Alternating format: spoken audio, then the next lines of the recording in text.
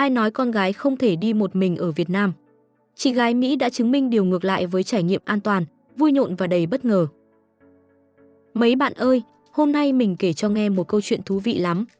Nhân vật chính là một cô gái Mỹ da ngăm, xinh xắn, cá tính, tên Roseland.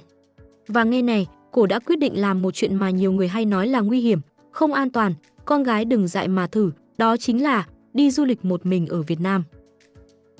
Nghe thôi đã thấy hấp dẫn rồi đúng không? Ai mà không tò mò, một cô gái solo lại bay cả nửa vòng trái đất đến một đất nước xa lạ, không người thân, không bạn bè đi kèm, liệu sẽ ra sao? Có sợ hãi, có bỡ ngỡ, hay có những drama dở khóc dở cười nào xảy ra không? Và quan trọng nhất, liệu Việt Nam trong mắt cô có an toàn, dễ chịu như lời nhiều du khách khác từng kể? Nhưng mà, mấy bạn ạ, Roseland không phải kiểu người dễ bị hù dọa. Cô ấy vừa hài hước, vừa drama queen một chút, nghĩa là chuyện gì nhỏ xíu cũng biến thành cả một đoạn phim để kể, nhưng lại đáng yêu vô cùng. Hết gà trên máy bay. Drama. Không tìm thấy wifi bỏ túi ở khách sạn. Drama. Đổi tiền thành triệu phú chỉ trong vài phút. Drama note. Nhưng chính nhờ vậy mà hành trình của Roseland trở nên sống động, rực rỡ và đầy năng lượng tích cực. Cái hay ở đây là, thay vì sợ hãi hay lo lắng, Roseland đã biến từng chi tiết nhỏ trong chuyến đi thành một niềm vui, một kỷ niệm đáng nhớ. Và điều bất ngờ là, Việt Nam trong mắt cô không hề đáng sợ, không hề nguy hiểm, mà ngược lại, vừa náo nhiệt, vừa ấm áp, vừa dễ thương. Cô cười khúc khích khi thấy mình thành triệu phú đồng Việt, mắt sáng lên khi lần đầu ngồi sau xe máy luồn lách giữa phố Sài Gòn. Và thở phào nhẹ nhõm khi nhận ra, đi một mình cũng không hề đơn độc, vì lúc nào cũng có người sẵn sàng giúp đỡ. Thế nên, nếu bạn từng nghe đâu đó những lời kiểu con gái không nên đi solo, thì câu chuyện của Roseland chính là minh chứng sống động cho điều ngược lại. Ở Việt Nam, chuyến đi một mình của cô gái Mỹ này hóa ra lại thành một cuộc phiêu lưu vui nhộn, an toàn và cực kỳ đáng nhớ. Hành trình đến Việt Nam của Roseland bắt đầu bằng chuyến bay dài gần 17 tiếng. Chỉ nghe con số thôi cũng đủ khiến người ta ngán ngẩm, nhưng với cô gái này, chuyến bay lại trở thành một bộ phim hài bất đắc dĩ. Vừa ngồi xuống ghế cạnh cửa sổ, Roseland đã thở dài, nguyên một ngày ngồi trong hộp sắt bay lơ lửng trên trời. Nhưng ngay sau đó, cô lại tự an ủi, ít ra có thể nhìn ra ngoài cửa sổ, ngắm mây trời mà quên đi sự chật chội. Đúng là kiểu vừa than vừa tìm niềm vui trong cái khó. Rồi bữa ăn trên máy bay cũng kịp tạo thêm một màn drama nhỏ. Cô vốn chờ phần gà kèm khoai tây nghiền, trong đầu tưởng tượng cảnh vừa ăn vừa thưởng thức, vậy mà đến lượt thì hết mất, chỉ còn lại pasta. Roseland sụ mặt, kể lể với khán giả như vừa bị mất món khoái khẩu. Nhưng chỉ sau một miếng đầu tiên, cô lại gật gù, cũng ngon, chắc mình làm quá thôi. Cái cách vừa phụng phịu vừa tự cười bản thân khiến ai xem cũng phải phì cười. Không chỉ có pasta, khay ăn còn có món salad tôm và bánh cá. Roseland vốn chẳng thích hải sản, vậy mà vẫn liều thử để còn có chuyện kể. Nếm một miếng, cô nhăn mặt, thở dài, ôi, mùi biển quá trời, nhưng rồi lại cười, gật đầu, làm miệng cũng hay. Thế mới thấy, ngay cả khi không hợp khẩu vị, cô vẫn tìm được lý do để vui vẻ. Điều làm Roseland hãnh diện nhất lại chẳng liên quan gì đến đồ ăn, mà là giấc ngủ. Cô ngủ được gần 6 tiếng liền, và khi tỉnh dậy, sung sướng khoe với ống kính như vừa lập kỷ lục. Lần đầu tiên mình ngủ ngon thế này trên máy bay, cô nói, mặt rạng rỡ như vừa đạt thành tích lớn. Với những ai từng bay đường dài, chắc chắn sẽ hiểu cảm giác chiến thắng ấy. Có một khoảnh khắc siêu đáng yêu khác, Roseland phát hiện ra chỗ để cốc ngay bên cạnh ghế, trong khi suốt cả buổi cô loay hoay để ly nước dưới chân. Cô bật cười, tự trách mình, sao mà ngốc vậy trời. Cái sự hồn nhiên ấy làm hành trình mệt mỏi trở nên nhẹ nhõm hẳn. Thế là, suốt 17 tiếng lơ lửng giữa trời, Roseland vừa than, vừa cười, vừa tự tìm cách biến sự mệt mỏi thành niềm vui. Nếu với người khác, chuyến bay dài này có thể là ác mộng, thì với Roseland, nó lại giống như một cuốn nhật ký dí dỏm, nơi mỗi món ăn, mỗi giấc ngủ, thậm chí cả chỗ để cốc cũng trở thành chuyện để kể. Khi máy bay hạ cánh xuống Hồng Kông, Roseland ngả lưng ra ghế, thở một hơi dài nhưng môi vẫn nở nụ cười, mệt thì mệt, nhưng còn nhiều chuyện để kể lắm. Và đúng là như vậy, vì ngay sau đó, sân bay Hồng Kông đã chờ sẵn cho cô một loạt drama mới. Sau gần 17 tiếng ngồi trên trời, Roseland cuối cùng cũng đặt chân xuống Hồng Kông để quá cảnh. Tưởng đâu được thảnh thơi nghỉ ngơi một chút, ai ngờ vừa bước ra khỏi cửa, cô nàng đã phải đối mặt với một cú sốc nho nhỏ. Cả sân bay to đùng sáng choang như trung tâm thương mại, mà tất cả cửa hàng đều đóng im ỉm. Nhìn quanh quẩn chỉ thấy vài bóng người kéo vali lặng lẽ, không khí y như một khu chợ đã tan, chỉ còn ánh đèn ở lại. Roseland vừa quay vừa thở dài, trời ơi, sớm quá nên chẳng có gì mở cửa hết. Chuyện quan trọng nhất với cô lúc đó không phải ăn uống, cũng không phải mua sắm, mà là tìm cho bằng được một chỗ tắm. Sau hơn nửa ngày trên máy bay, tóc tai rối bù, mặt mũi dính mồ hôi, chỉ mong có chút nước mát để hồi sinh lại tinh thần. Thấy biển báo phòng chờ, Roseland mừng rỡ kéo vali đi thẳng.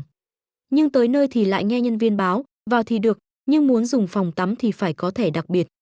Trong vài giây, mặt cô như muốn sụ xuống, rồi lại sáng bừng, may mắn thay, cô đã chuẩn bị từ trước, thế là vẫn có cơ hội được tắm. Cái khoảnh khắc ấy, nhìn Roseland cười tươi, mình cũng thấy nhẹ cả người, như chính mình vừa được giải cứu. Trong lúc chờ, Roseland bước vào phòng chờ và bắt đầu khám phá đồ ăn. Mà chớ trêu thay, phần lớn lại là hải sản. Nào là bánh bao nhân cá, súp cá viên, mì xào kiểu sốt đậm, thứ nào cũng mang hơi thở biển. Roseland vốn không hề khoái hải sản, nhưng đã đến đây rồi thì liều ăn thử. Nhìn cô gắp từng món, nhăn mặt rồi cười gượng, vừa ăn vừa buông mấy câu nhận xét thẳng thắn mới buồn cười làm sao. Miếng mì thì cô bảo toàn vị dầu, miếng bánh cá thì than mùi cá rõ ràng quá, còn viên cá trong súp thì cắn một miếng rồi lắc đầu, trời ơi, sao mà nó dai, dai như cao su. Nhưng cuối cùng, Roseland vẫn ngồi ăn, vẫn cười, rồi kết luận chắc chỉ là mình không hợp khẩu vị, chứ người khác chắc thấy ngon. Nhìn cảnh đó, ai coi cũng vừa buồn cười vừa thương, vì cái sự can đảm thử món mới, cho dù không thích, vẫn là một phần của chuyến đi. Ăn xong, Roseland lại tiếp tục hành trình, đi bộ tìm cổng lên máy bay. Sân bay Hồng Kông rộng mênh mông, bảng chỉ dẫn thì nối tiếp nhau, cổng số 60 nằm tít tận đâu xa, mà cô thì kéo vali lạch cạch, vừa đi vừa than, sao cảm giác như đang đẩy xe trong siêu thị vậy trời. Rồi bất ngờ bắt gặp một quầy ăn nhanh mở xuyên đêm, cô dừng lại ngó xuống, tiếc rẻ, mai mốt phải quay lại ăn thử mới được. Đúng kiểu, đi đâu cũng gom thêm một danh sách nhỏ những thứ cần thử. Nhưng cao trào của lần quá cảnh này chính là vụ mua nước hoa. Roseland kể, lần nào đi qua cửa hàng miễn thuế cũng chỉ đứng lại xịt một chút rồi tự nhủ để lần sau mua. Thế mà lần này, cô quyết định không để lần sau nữa. Vậy là bước hẳn vào, ngắm nghía, đắn đo, cuối cùng chọn một chai vừa túi tiền. Cái cảnh cô cầm lọ nước hoa mới, cười hớn hở như trẻ con được lì xì, mới thấy rõ niềm vui thật sự của một người mê xê dịch, không chỉ đi mà còn biết tự thưởng cho mình. Cuối cùng, Roseland cũng tìm được tới cổng, trong tay là vali, bên cạnh là túi đồ có chai nước hoa mới mua.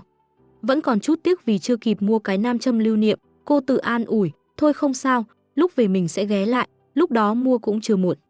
Nghe câu nói đó, mình thấy Roseland chẳng khác nào một cô bé đang hứa hẹn với chính mình cho một lần trở lại.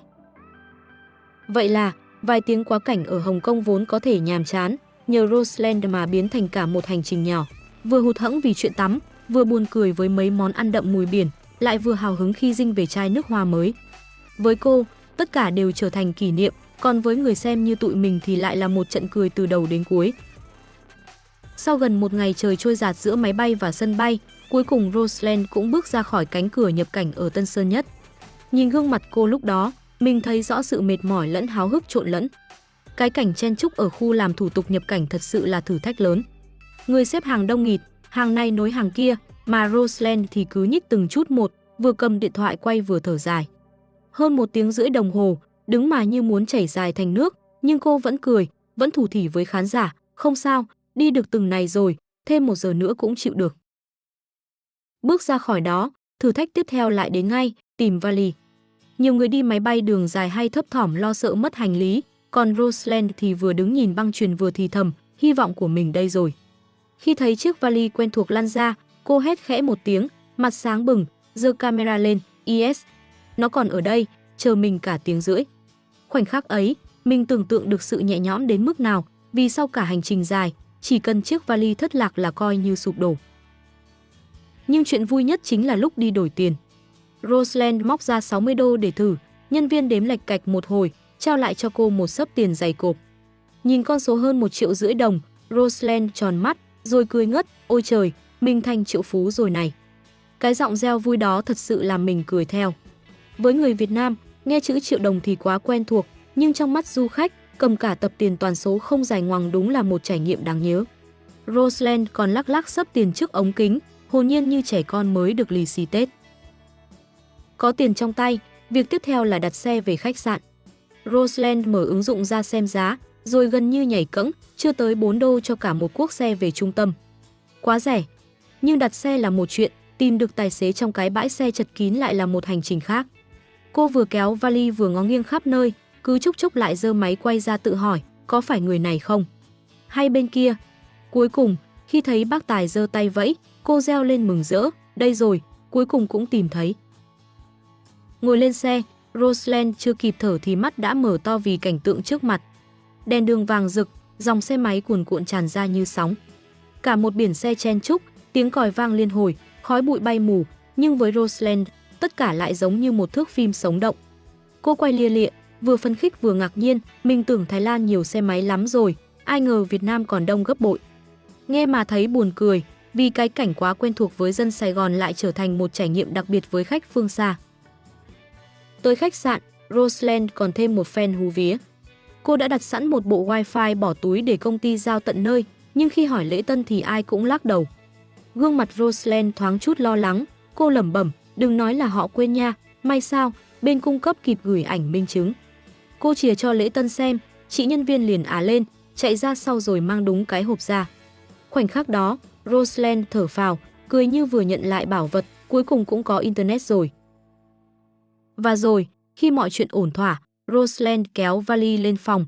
Căn phòng nhỏ xíu nhưng sáng sủa, sạch sẽ. Vừa bước vào, cô đã cười khúc khích, nhỏ nhưng đáng yêu ghê. Thế là, hành trình dài từ nửa vòng trái đất đến Sài Gòn khép lại bằng một nụ cười nhẹ nhõm, cùng câu nói đơn giản mà chứa đầy cảm xúc, mình đã có mặt ở Việt Nam rồi. Kéo vali lên tới phòng, Rosalind mở cửa rồi bật cười, nhỏ thiệt, nhưng dễ thương ghê. Căn phòng ở Win Sài Gòn chẳng rộng rãi gì, nhưng cái cách cô vừa đi vừa khám phá lại biến nơi này thành cả một kho báu nho nhỏ. Đầu tiên là đôi dép kẹp. Bình thường khách sạn hay để dép vải, đi vài bước là mỏng dính, vậy mà ở đây lại có hẳn dép kẹp như đi biển. Rosalind reo lên như vừa phát hiện bí mật, ủa, khách sạn gì mà cho dép kẹp luôn. Rồi đến minibar, cô hí hửng mở ra, ngỡ sẽ thấy bánh kẹo, nước ngọt, nhưng bên trong trống trơn. Thay vì chê, Rosalind cười tươi, hay ghê, để trống thế này khỏi sợ bị tính tiền mấy gói snack mắc mỏ. Mai mua đồ ngoài bỏ vô cũng tiện. Đúng chất cô gái luôn biết tìm niềm vui trong bất cứ tình huống nào. Nhà tắm mới là nơi cô mê nhất. Vừa bước vào, Rosalind đã suýt xoa, nhỏ nhưng sạch sẽ, vòi hoa sen kiểu mưa rào nhìn sang chảnh hẳn. Cái thú vị nhất là cánh cửa vừa làm cửa nhà vệ sinh vừa kiêm cửa nhà tắm. Cô chỉ vào đó, mắt sáng rỡ, quá thông minh, một cánh cửa mà dùng được 2 chỗ. Thêm vào đó, việc có sẵn bàn chải, kem đánh răng và cả khăn tắm nhỏ khiến Rosalind vui ra mặt. Cô kể lại chuyện từng phải bỏ 50 đô ở Mexico chỉ để đi mua bàn chải, nên giờ thấy khách sạn chuẩn bị sẵn là yên tâm hẳn. Kết thúc chuyến khám phá căn phòng, Rosalind ngồi phịch xuống giường, nhìn ra cửa sổ nơi xe cộ tấp nập ngoài phố, rồi mỉm cười, nhỏ thôi, nhưng đủ cho mình. Và trong nụ cười đó, có cả sự nhẹ nhõm sau hành trình dài, lẫn niềm háo hức cho những ngày sắp tới ở Việt Nam. Các bạn thân mến, nghe xong hành trình của Rosalind, tự dưng mình thấy thú vị lắm.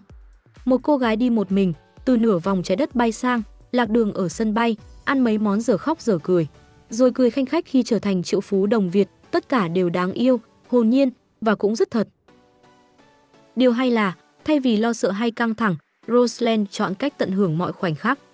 Từ cái vali may mắn không bị thất lạc, cho tới đôi dép kẹp bất ngờ trong khách sạn, tất cả đều được cô biến thành câu chuyện vui. Và quan trọng hơn, Việt Nam trong mắt cô không hề xa lạ hay nguy hiểm, mà ngược lại, là một nơi sống động, náo nhiệt nhưng cũng dễ chịu, thân thiện. Thế nên, nếu ai đó từng nghĩ con gái đi một mình là liều lĩnh, thì câu chuyện của Rosalind chính là một minh chứng. Chỉ cần bạn mở lòng và mang theo một tinh thần lạc quan, thì chuyến đi không chỉ an toàn, mà còn đầy niềm vui. Còn bạn thì sao? Nếu một ngày nào đó có cơ hội, bạn có dám xách ba lô lên và tự mình khám phá Việt Nam như cách Rosalind đã làm, hay không? Biết đâu, chính bạn lại trở thành nhân vật chính trong một hành trình đáng nhớ của riêng mình.